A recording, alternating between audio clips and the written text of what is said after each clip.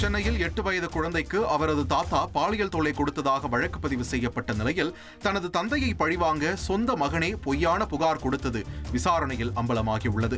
ராயப்பேட்டையில் 8 வயது குழந்தைக்கு தனது தந்தை பாலியல் தொல்லை கொடுத்ததாக குழந்தையின் தந்தை அளித்த புகாரின் பேரில் ராயப்பேட்டை அனைத்து மகளிர் போலீசார் சிறுமியின் தாத்தா மீது போக்சோ பிரிவின் கீழ் வழக்கு பதிவு செய்தனர்.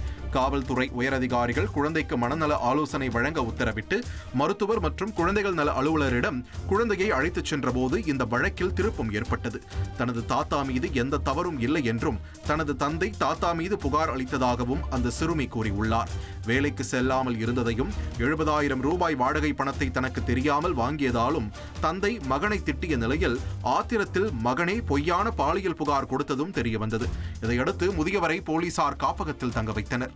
நீலகிரி மாவட்டம் உதகையில் ஆன்லைன் முதலீட்டில் கூடுதல் லாபம் பெறுவதாக கூறி தனியார் பள்ளி ஆசிரியையிடம் 5 லட்சம் ரூபாய் மோசடி செய்யப்பட்டுள்ளது.